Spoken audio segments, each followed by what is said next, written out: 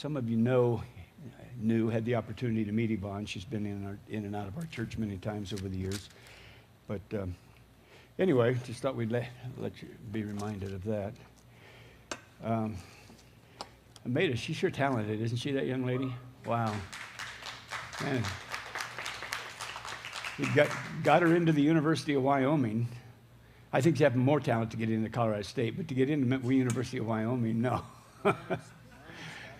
What a blessing. Oh, I'm sorry. I've already offended somebody here in the front row.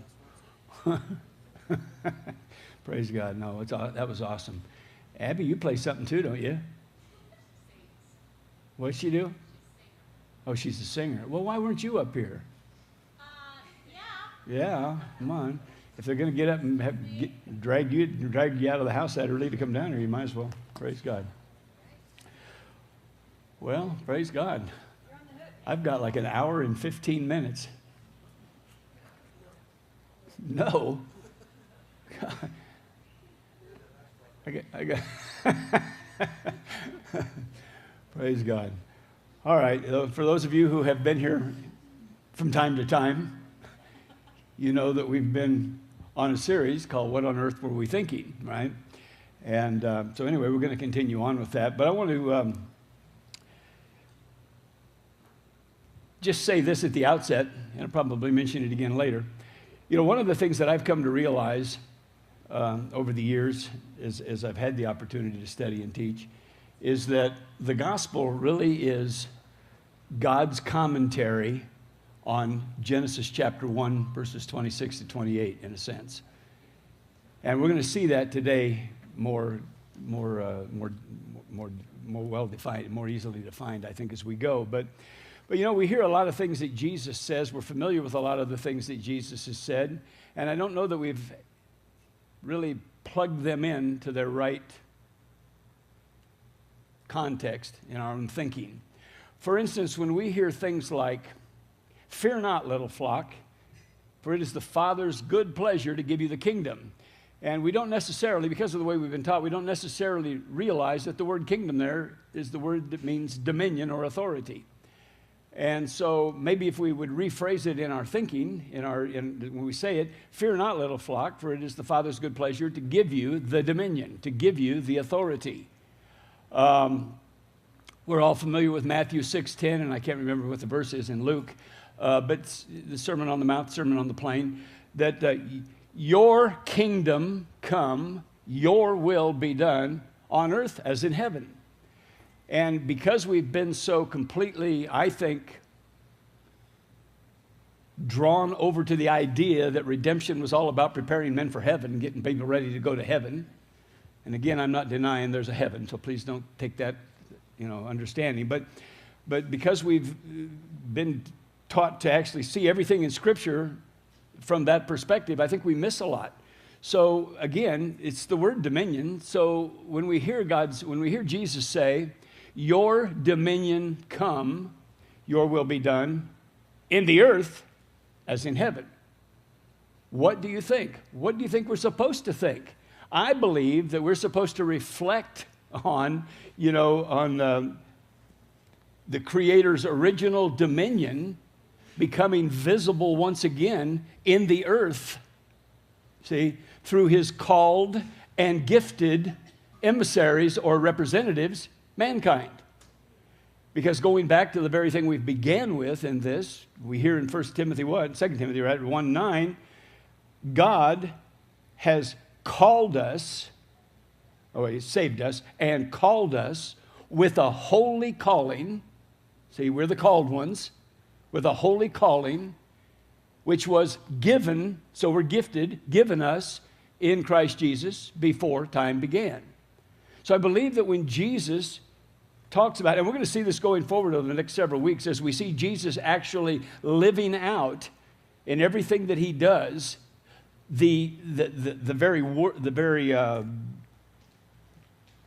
command or whatever that God spoke concerning man in Genesis 1:26. We're going to see Jesus fulfilling Adam's role, doing what Adam was given to do. See? And so when we hear these things, then I think we're supposed to be reflecting on these expressions as God's, the Creator's original dominion, desiring to become visible once again in the earth through his called and gifted representatives, mankind, right? Okay. Well, dealing with Genesis 1:26, and you won't need to turn to these scriptures. You know them so well, and we can speed things up a little bit this way, get you out of here by 2:15. So, no, we know that we've been talking about the sequential presentation that I believe was intended. I believe it certainly makes sense. Let us make man in our image, according to our likeness, let them have dominion. And as we began to talk a little bit about it last week, I really want to visit the sequence, the sequential presentation again today,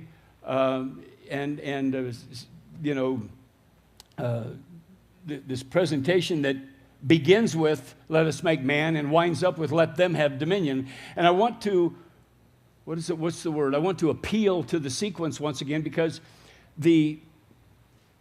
those last words, let them have dominion, have proven to be very harmful and destructive and potentially fatal in the hands of those who haven't really grasped, first of all, the setup of these last words. It's just a setup.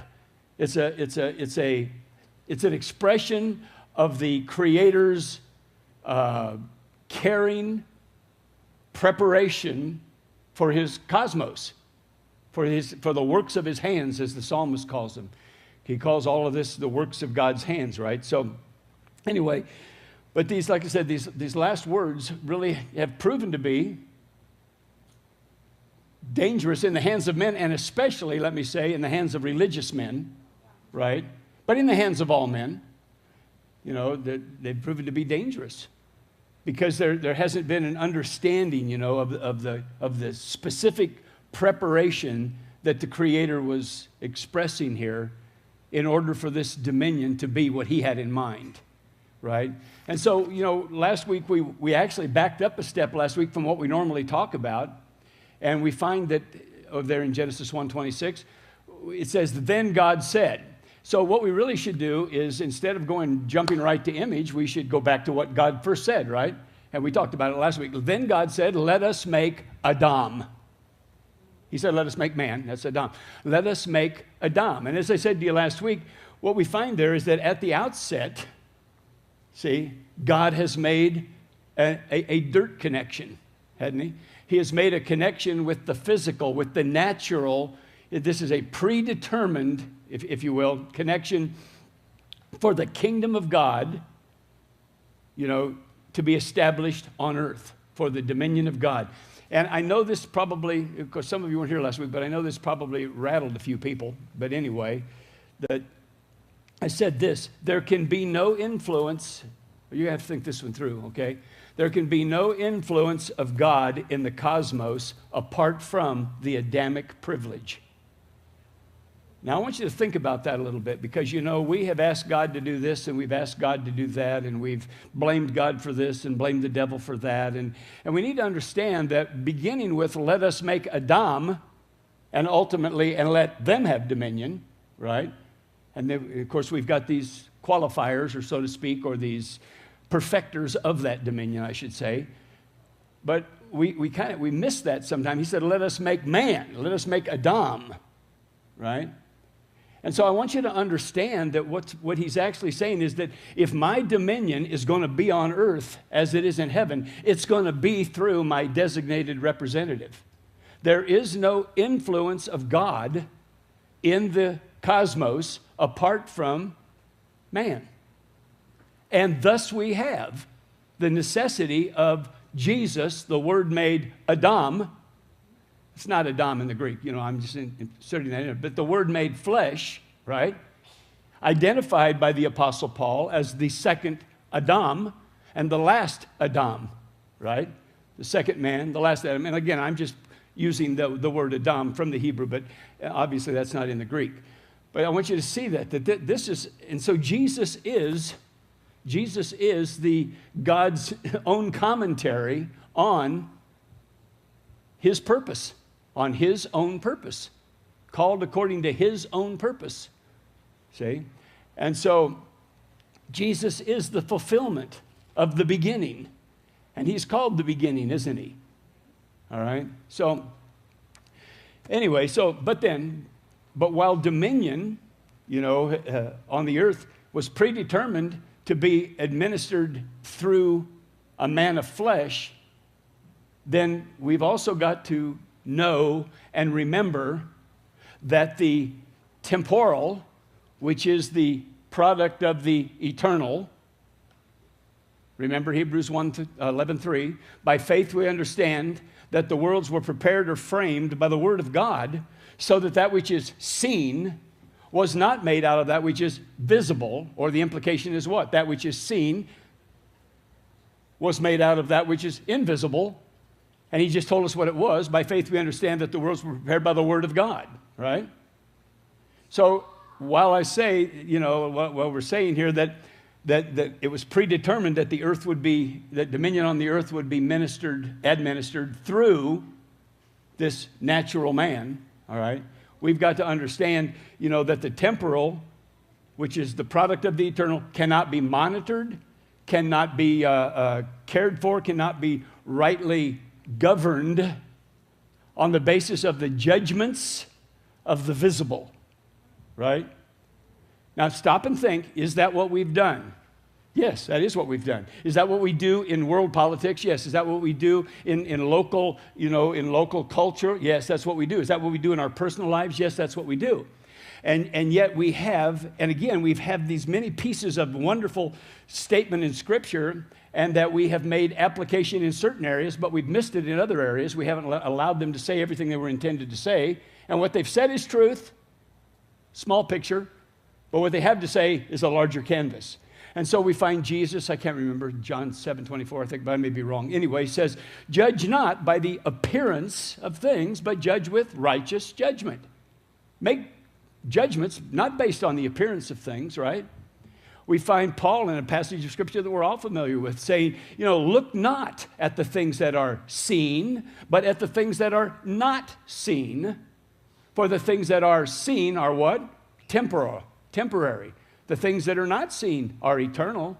So as I said, the temporal, which is the product of the eternal, cannot be governed, cared for, properly on the basis of the judgments of the visible. That make sense? Okay. And yet, how do we attempt to repair and adjust our own lives, society around us? We make most of those judgments based on what we see. Right? Okay. Jesus said in John 6:63, what? It is the Spirit that gives life. The flesh, we normally read it this way in most of our modern translations, profits nothing. But the word in the Greek literally means contributes nothing, has nothing to add. And really what we have done is made a profession out of contributing nothing. We are the nothing contributors, right? Because you see, it's life that we need. It's life that the cosmos needs. It's life that the world around us needs. And where does the life come from? You see, that is to regenerate and repair and adjust the cosmos around us. Jesus said it comes from the Spirit, right? And so consequently, God, having designated a man of flesh and blood to be the administrator of dominion, has said, but wait, let us make this Adam in our image. See, Salem in the Hebrew. Salem, a word that means, as we said, to resemble and to be the representative of that resemblance. And so God says, first of all, let us make man to resemble us. And the word is a word that indicates to be the same kind of being. we see as we go through the first chapter of Genesis, that every living thing brings forth after its own kind. We find that several times in the first chapter of Genesis.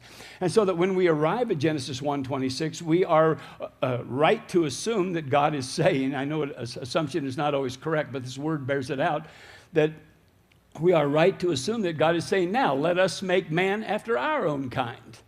Let us bring forth life after our own kind. And that's basically what's being said here. So as we said, the first thing that we do is we discover that what does it mean to resemble God? It means to be the same kind of being as God. And once again, the gospel promotes this, is the commentary on this, because the gospel tells us that we are the offspring of God, that we are sons of God. Right? And that passage of Scripture that creates so much difficulty in people who don't understand what's being said, actually. I said, ye are gods, and all of you are sons of the Most High. Because we have made the wrong thing out of what it means to be God, because we haven't understood that it's a genus wherein there are species, right? There are angels that are referred to as gods. There are physical beings, humanity, referred to as gods. It's a genus wherein there are species under that. But we need to realize that this is the first thing that's being said. So let us make Adam, but the temporal cannot adequately rule or govern the eternal. You see, because the judgments will be based on the soil from which he comes. So let us then make him in our image, make him a spirit being, and thusly, as our own offspring, as our sons, then they will be our representative in the earth, and our representative figure. Well, what does it say to be the representative figure of the father on an estate? It means that you're going to operate, that you're going to conduct business, the Father's business. Jesus said, I'm about my Father's business, right? And again, we don't put that in the same context because we haven't really recognized the gospel commentary on God's own purpose from the very beginning, from before time began. All right. Well, then again, as we found out last week, we're told that there is a spirit in man, and the breath of the Almighty gives him understanding. So where does the understanding come from? We found, where does the life come from? Jesus said, it's the spirit that gives life, right? Okay. Flesh contributes nothing. And there is a spirit in man, and this breath of the Almighty gives him understanding. So the understanding through which humanity was to exercise this dominion, this rule in the cosmos, is where it comes from the Spirit, right? From the breath or the Spirit of the Almighty. All right? So we find then that image also implies man being impulsed or impelled by the word of the Spirit. Okay? And so Jesus goes on to say in John 6:63, the words that I speak to you, they are spirit and they are truth. They're spirit. They're in the Spirit. They're delivered in the Spirit. He was talking about Revelation a while ago. They're delivered in the Spirit. They're the product of the Spirit. See? They're not based upon natural appraisal, upon judgments of the visible at all. So you see, what we're finding here is that there's a great deal more to this concept of just having dominion. And because we haven't understood maybe these things or applied these things in between, let us make man and let them have dominion, the world has experienced, and sadly, even though Jesus has delivered us from the dominion of darkness, it remains for all his enemies to be put under his feet, and that's what we're here to do. But his enemies are not humans. His enemies are the idolatrous images of his father, Those are and these are the things we fight about. We fight in the church all the time. Not fight about. Sometimes we do fight about them too. But these are the things we are fighting in the church. Idolatrous images of who God is, right? Okay. All right. So now here's something for your consideration. And please, I'll be bringing this up as we get more into what the New Testament scriptures have to say in weeks to come. But God knows man then, based on what we've just talked about, God knows man as spirit. Now, you wouldn't pick that up to hear most people preach. You would think God knows man on the basis of outward man's behavior and so on and so forth, right? But God knows man as spirit. I mean, God knows that the body is nothing without the spirit. It's dead. God knows that. We don't seem to know that. So God knows man as spirit, which says to us this: when God speaks to and about man, he is speaking to and about the spirit in man, which is his own being, isn't it? This is going to be important to you when we start looking at some of the things the New Testament has to say that have been grossly misconstrued and forever rise up before us in the form of law. So God knows man as a spirit. That's the way God knows him. Yes, God put him in the physical body, so God realizes he has a shell, no question about it, and that shell is mandatory for the kingdom of God to become established and active on earth. And so the Word occupied a shell, and his name was Jesus, right? Okay. So he's speaking to his own image. He's speaking about his own image. When he starts using words, I don't want to get ahead of myself, but when he starts using words like perfect,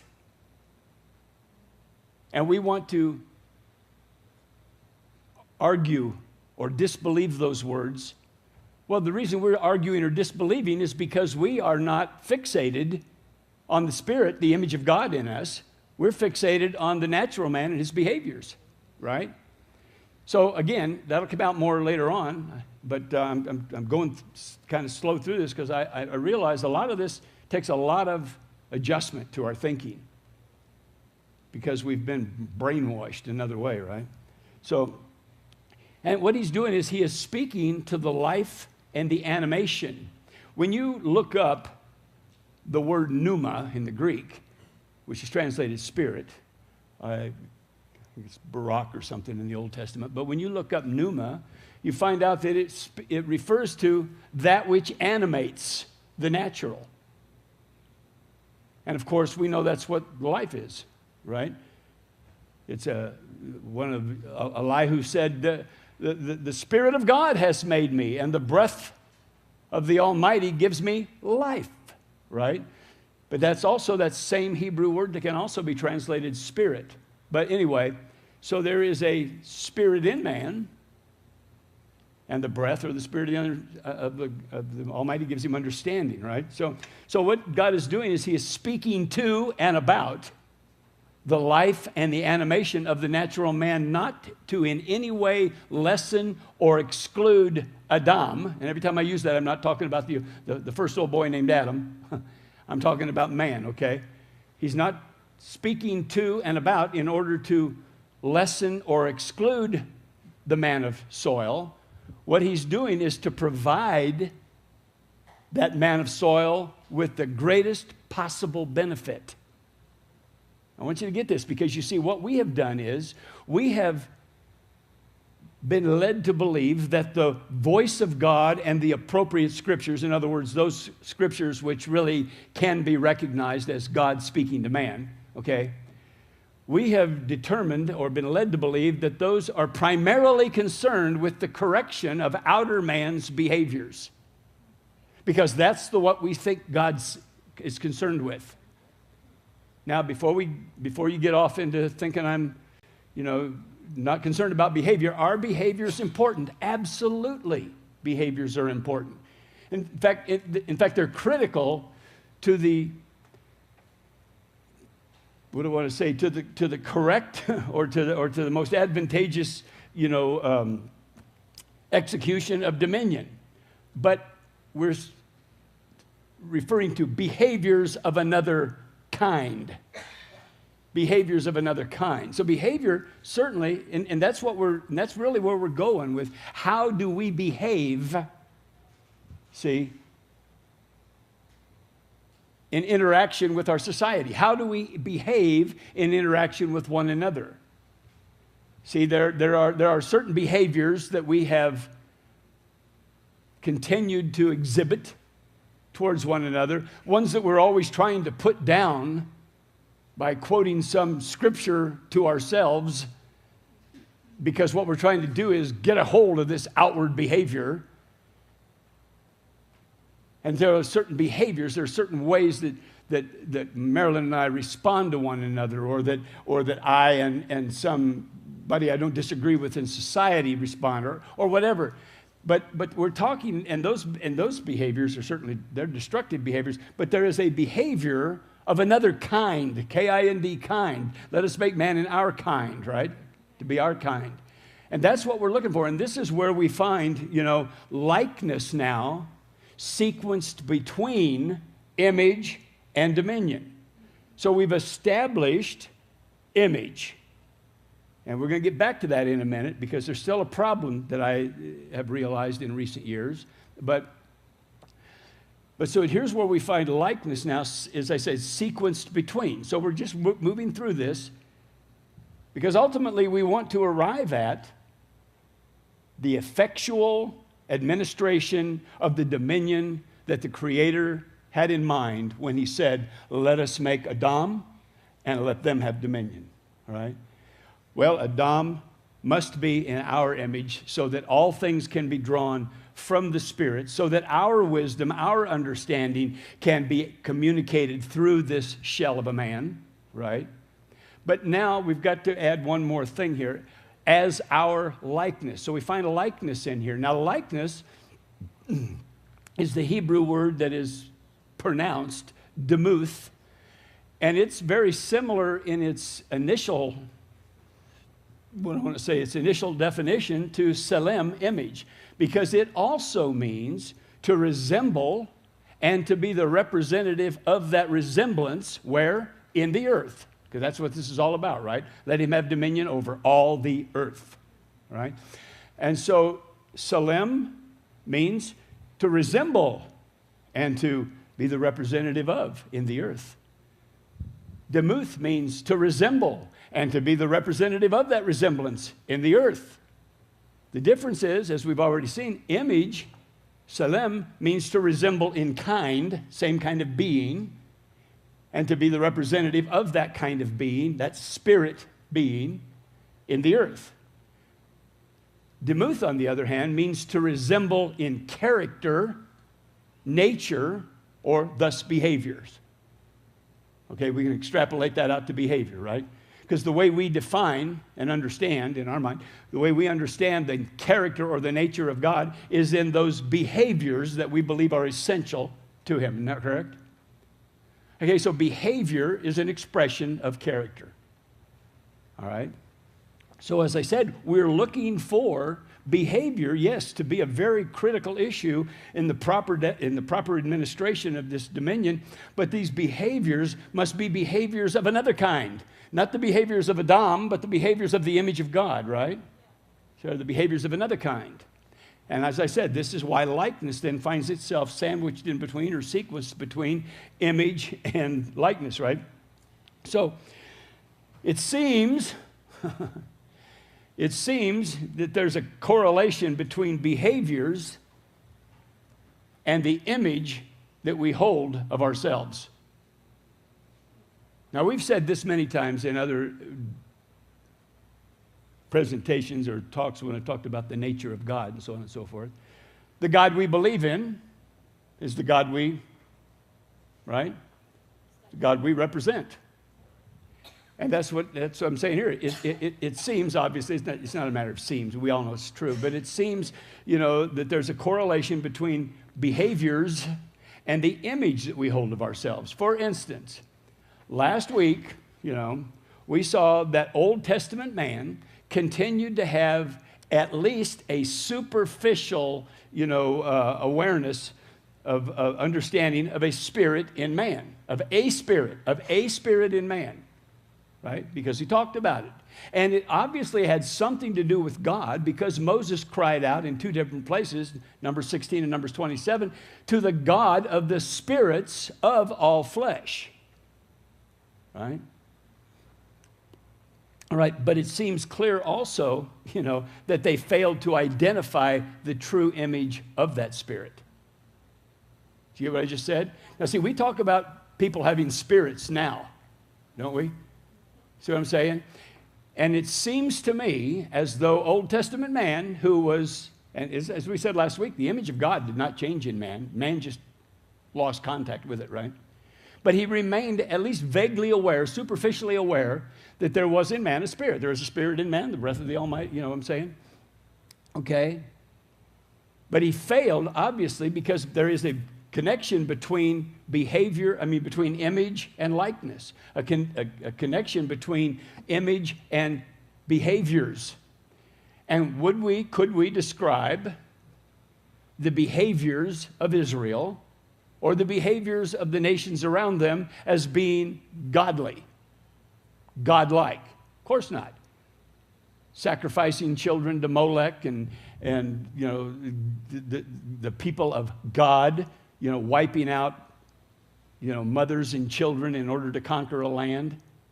See, they knew there was a spirit in man, but what was this spirit? See, this spirit, was it something that God had created outside of himself and put into man so that there could be at least a semblance of communication here? Or possibly the spirit in man was shrapnel from a big bang. Something that came out of the big bang and the shards of it just, you know what I'm saying? In other words, they understood that there was a spirit in man, but they obviously hadn't accurately identified that spirit. And what was that spirit? The image of God, right?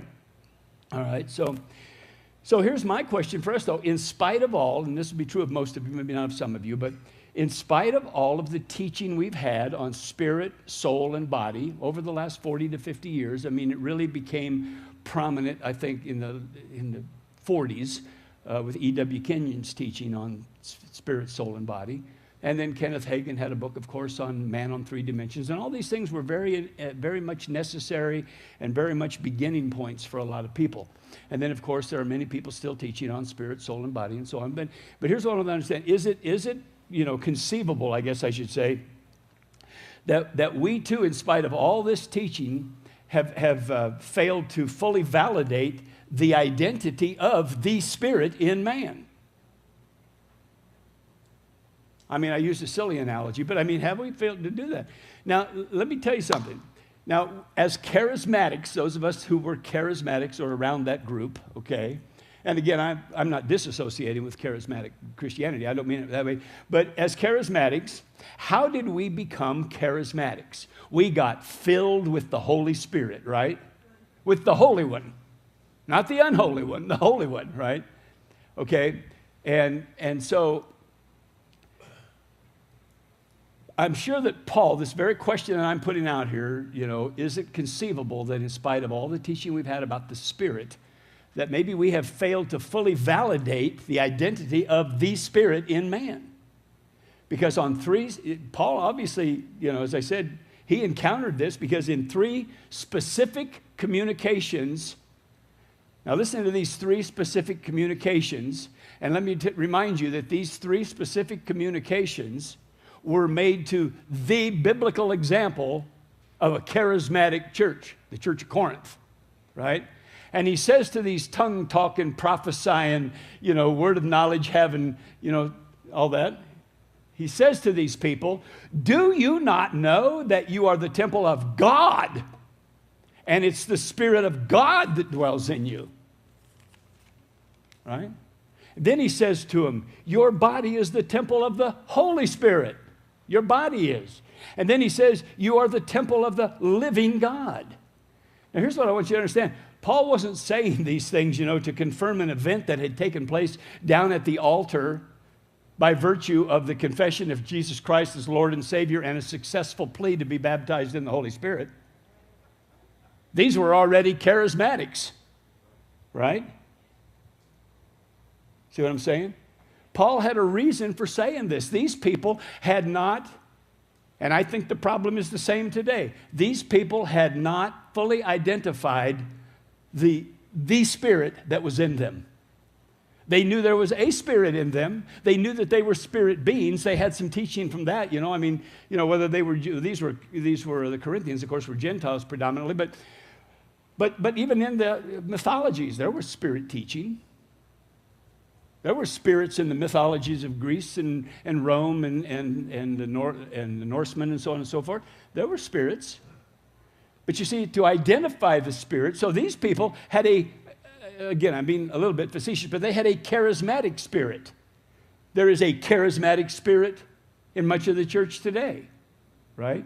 And it's only a charismatic spirit because it has not fully or properly identified the spirit that it is. You hear what I'm saying? Okay. So what Paul was doing was not, as I said, confirming an event that had taken place. What he was doing was confirming the identity of the Spirit in all men in order to kind of kickstart their experience of the divine nature within them, or of the likeness of God, in other words, to kickstart it, right? So that ultimately their Adamic privilege would influence their world through the heart and the methods of the God who lived in them. Now, if you put this in contrast with the corrections that were being made to the Corinthians over in, all through the book in 1 Corinthians, but, when the ones we normally think of are the ones that are recorded in chapters 12 through 14, sandwiched with the love chapter in between and so on. But when you put these things in contrast, you realize that that's what Paul was dealing with. He was dealing with the fact that the Spirit of God, that the Spirit that they were acknowledging within them was not producing the Adamic influence in the cosmos around them. It was not changing the culture or the society around them. What it was doing was bringing people together in church on Sunday morning to speak in tongues and have words of knowledge. And if you read 12 and 14 in particular, you realize that's what was happening. See? So these are people who know about spirit. They just don't know what spirit's in them. And I don't mean when I say that, we're not talking about the spirit of the devil or anything like that. They have not fully or adequately identified or validated the spirit that is in them. And so Paul's saying, listen, it's the living God. That's who's in you. You're the temple of the living God, isn't that right? And it's all designed, as I said, he's identifying that, purposed to validate the spirit that's in them in order to say, okay, image, understood. Let's get the likeness thing now, drawing from that image. You see what I'm saying? Okay, let's go on. Now, so Paul's message throughout, and most of you probably realize this, but Paul's message throughout his gospel ministry there is strong in these three things. And as I said, not only is the life of Jesus commentary on Genesis chapter 1, but the gospel that Paul preached was a commentary on man in dominion on the earth and the redemption of dominion. Not the redemption just of the individual, but of course the redemption of the individual. You see what I'm saying? It's not a us and them thing. It's not an exclusive type of thing potentially, but it's a God so loved the world. Well, the world's made up of individuals. Isn't that right? Okay, so here's Paul's message throughout, and you'll see this in several places. Man conformed to the image of his Son. There's image, right? A partaker of the divine nature. Now, I realize those are Peter's words, but Paul teaches the same thing, so I'm grabbing that from Peter right now, 2 Peter. But anyway, so he's saying, conformed to the image of his Son, partakers of the divine likeness, divine nature, ministers of his reconciliation. Does all that sound like an administration of dominion according to Genesis chapter 1? Man conformed to the image of God's own Son. Who's God's own Son? Well, In this commentary, it's Jesus, the Word, made flesh, right? Man conformed once again to that image, partaking of the divine nature. Partaking doesn't suggest that the divine nature had been extracted from man. It means that man had become blinded to it. In fact, let's go and talk about that a little bit here. Because more than anything else, it was the likeness of God that suffered the greatest corruption as a result of the fall. The likeness of God in the mind of man, I should say. The likeness of God, of course, didn't experience anything. But, Baxter says it this way, that Adam, tarred the face of God with the brush of his own angst. What's that mean? Well, that means that man began in his own mind to redefine the character and thus the behaviors of God, didn't he? I mean, right away we see Adam in the little bit of a picture we're given in Genesis 3. We see Adam insinuating that God is retributive. I'm hiding from God because I've gone against what God told me to do. Of course, it was her fault, right? So that's what we see. Even though God tried to defend himself and he said, I heard your voice and I was afraid and I hid myself because I was naked. And God says, who told you you're naked? And we read that like God's looking to find out if it was the devil or his wife that told him he was naked. But really God's saying is, where'd you get that idea? Where'd you get the idea that you're no longer clothed in my glory and my honor? Where did that come from? You can't buy into that, but nevertheless they did. So as I said, it was the likeness of God. It was Adam's decision-making that God is going to get me. I better hide. And what am I going to hide? Myself. So my concept of my image, right, sinks into the dirt. And as we'll see later on, the psalmist says, my soul is bowed down to the dust. Twice he says that in the Psalms, right? So that's what's happened to his image. His image has succumbed to a belief in, I am a physical man. That's who I am. And therefore, when God talks to me, God is speaking to me about corrections that need to be made in my behaviors. Now, yes, that is true. That is true, but we need to understand it in light of what God's perspective. This is how your outer behaviors will change. I'm not really worried about your outer behaviors. I'm concerned with you understanding who you are as my son, as my image, as my representative in the earth, and allowing that image to produce in you, a response of likeness. So anyway, all right, so as I said, man began in his own mind to redefine the character and thus the behaviors of God. And so consequently, the foremost image, of redemption was the recovery in humanity's understanding of the likeness of God. In other words, the question had been down through the years and sadly continues to still be in the church today, what is God like? And really and truly, if you really look at the history of Israel as it's given to us, that's what they're out there doing among the nations. I mean, I realize they're in exile a lot of times, but I mean, in their other interactions with the nation, they're trying to determine what is God like. See what I'm saying? And God's telling them, as we know, don't go here, don't go to this God, don't go to that God. Why? Because he doesn't want them to extract, from that God and that nation ideas about what he is like. Yeah. So when we come down to redemption, the primary issue of redemption is to recover in humanity's understanding what God is like, right? Now, the psalmist over in Psalm 8 had said this concerning man. He said, with reference to God, he speaks to God, and he said, you have made man, okay? You have made him to have dominion. You have made him to have dominion. And here's what I want you to understand out of that. What he's saying is that the motivation of dominion, the compulsion towards dominion is innate in every man. It's instinctive in every man. So if people don't get it right, there is always going to be, coming out of every individual, a control, a manipulation to establish control. It's going to be in everybody. Why? Because God made man to rule. and I'm going to rule my wife, I'm going to rule my kids, I'm going to rule my church. She's shaking her head no, because she says, I'm going to rule Mike. No, you see, but that's in every man, because God made man to rule. And what God has done cannot be changed, right? Nothing can be added to or taken away from what God has done, has made, okay? And so here's the thing.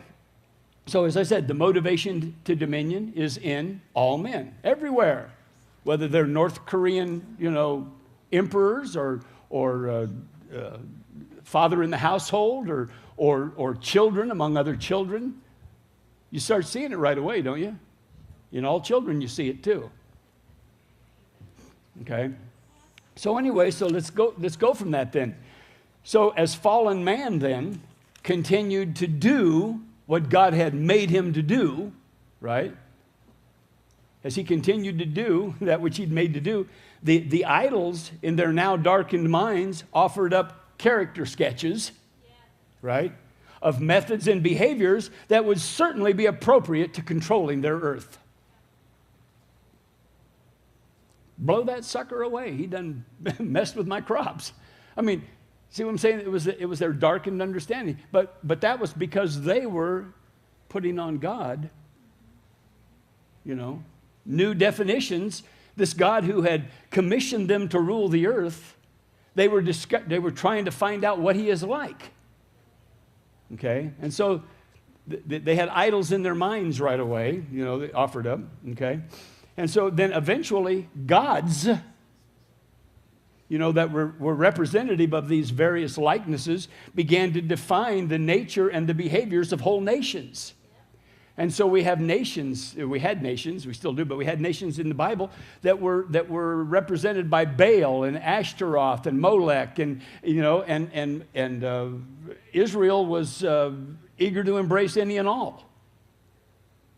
I did a series on the gods must be crazy, and that's what it was all about. And so from all that, you see, but I want you to understand that what that is that's an innate thing in man taking place because man can't keep it from taking place. You put me in a room, and I'm going to find a way, and this is true of me anyway, I'm going to find a way to be the dominant voice. Right? I'm looking around at all the heads that are shaking yes. No. But you see, the same thing is true about you in one way or another. It may not be the dominant voice, but there's always going to be some execution of control and manipulation, and there will be a retribution for those who do not submit to it, whether it's just a scowl, or my favorite one is, yeah. No. I have my own, believe me. But you see what I'm saying? But you realize this is true of all of us, humanity. This is true. And these are not the behaviors that will produce the results that Father had in mind when he said, let us make man.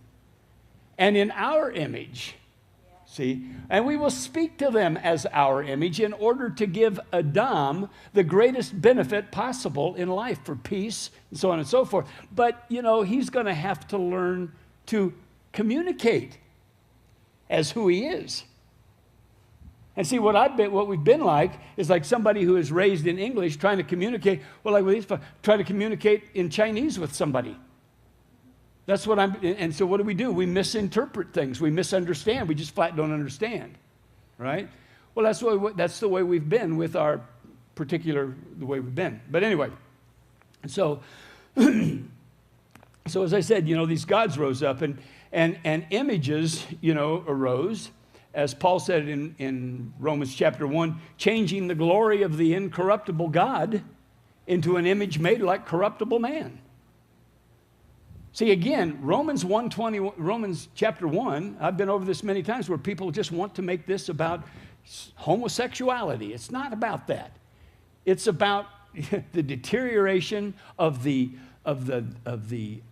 likeness of God in the understanding of man. Yeah. It's about the deterioration of the understanding of the spirit who was in man, the image. Although they knew God, they did not glorify him as God. They did not magnify him as God. See? And that's what it's all about. So again, Paul is adding his commentary to the commentary of Genesis chapter 1 through chapter 3, where man fell. See? So I said, when we learn to read the New Testament like that, we'll begin to say, this isn't about heaven at all. This is about dominion on the earth. This is about life on the earth. This is about a paradise that God intended for man to maintain through the proper communication that would allow the behaviors of God to be effortlessly manifest in man. Okay? But as I said, sadly, we continue to exhibit, many of these false likeness behaviors today, both towards ourselves and towards the world around us, through various expressions of manipulation and control and separation and law. I mean, like I said, towards ourselves as well. Self-deprecation, the worm mentality that's so common to so many Christians, We get down on ourselves. We live under self-condemnation. But we also communicate, so that's law and manipulation. And the messages that we preach are all about manipulating, the outer man, manipulating the flesh to become acceptable to God. Really, it's to become acceptable to the preacher. Right? I mean, it's really something like that. And so anyway, but why is it that we still do this today? This is because we have yet to resolve in our hearts what is God like. Really, I realized this after 40 years of attempting to learn and teach on the nature of God and having to constantly be revising my own misunderstandings of who God is, but because we really have yet to understand it, right? And see, we haven't fully accepted, now get this and please, because this is where most of the argument really, I see it having come to some of the things that have been said in recent months along these lines. But we fully accepted the truth that God is like Jesus. Jesus, as so many people have said, and of course, that wasn't intended to be a reference to Brad Jersick's book, but he's got that book called A More Christ-Like God, right? Not a more God-like Christ. Because that puts us at a deficit right away, trying to begin to define Jesus by God, because the God that we have is the God that has evolved out of this Old Testament slurry of, let's try to find out who God is. I bet, is he a bit like Molech? Well, then later on they have to be told, you don't be offering your children to the fire. Yeah. Oh, well, maybe God's not like Molech. Well, is he like this? Is he like that? See? And so they kept trying to find God. All right, well, anyway, so like I said, we've have not fully accepted the truth that God is like Jesus. And if we're going to know who God is, what God is like, we're going to have to go one place and one place only, to Jesus, right? Okay? So Jesus is the likeness of God. That's what he is, right? Now, the gospel, as I said, is the commentary of the Father on Genesis chapter 1. Listen to this. Let me just give you just a couple things that you can find replicated, not exactly replicated, but I mean the very same thing said in different words throughout the Gospels, throughout the epistles. Jesus is what? Made flesh, made Adam, right? And he is, according to Colossians chapter 1, verse 15, he is the image of the invisible God, the firstborn over all creation. You hear Genesis chapter 1 in there? Adam, the firstborn, given dominion over all creation. Jesus is the image of the invisible God, the firstborn over all creation. So there we have the dominion issue, the image issue put together in one verse. And then over in Hebrews chapter 1 and verses 2 and 3, I'm going to use this out of the New American Standard, but it's basically the same meaning. But we find that Jesus is the exact representation of God's nature, character, thus behavior, right? And it says in this verse prior to that, he is appointed heir of all things. So here we have inheritance, right? So what do we have? We have man. We have the Word made man, right? And God identifies this man as his very image, the image of the invisible God, who is, in fact, the exact representation of my nature, and therefore the heir of all things. Wow. So this tells us, though, that those behaviors that are essential to God's character were shown in and through Jesus. And so we're going to wrap this up now, but you know, we need to hear a bigger message when we hear Jesus say, whatever the Father does. See, we're talking about behaviors, now remember, of another kind. Behaviors of another kind. And Jesus identifies that kind for us when he says, whatever my Father does, the Son also does in like manner, in the same likeness. He says, I can do nothing of myself. As I hear my Father, I judge. I only say what the Father says. I only do what the Father does. Where's all that communication taking place?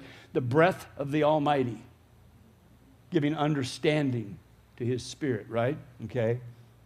So, as the last Adam, the image of the invisible God, the exact representation of his likeness, Jesus really has brought together for us, you know, the sequential revelation of Genesis chapter 1, culminating in, behold, all dominion has been given to me in heaven and on earth. And then he says, and you know this, but think about it now in light of this, go therefore and make disciples of all nations, preparing men to enter heaven when they die. No, teaching them to observe all things I have commanded you. Things like love one another, love your brother, love your neighbor, love your enemy. Forgive that you may be forgiven. Who sins you, not the Father, who sins you forgive, because you see, there can be no influence of God in the cosmos apart from you. God says, I desperately want to influence everybody around you, but they cannot be influenced in the ways of the flesh. They cannot be influenced by coercion of Scripture. They can only be influenced by my Spirit having access to yours, to myself in you, right? All right? And so things like, whose sins you forgive, they are forgiven, but whose sins you retain, they're retained. And it ain't my fault, it's yours. I mean, I know God's not speaking in terms of fault, but it's not me that's retaining them. Because you see, that's not who I am. I don't count sin against man. I don't retain sin against man. Do I recognize the horrible atrocities? Absolutely I do. Do I despise them? Yes, I do. Do I want something done about them? Yes, that's why I'm talking to you. Love your enemy, right? Do good to those who hate you. Bless those who curse you. Wow, I'm on a roll now. See? I desire mercy and not the sacrifice of another person's personality, of who they are, you know, not their sacrifice in terms of certainly separation or elimination or any of those things, right? Did you get anything out of that?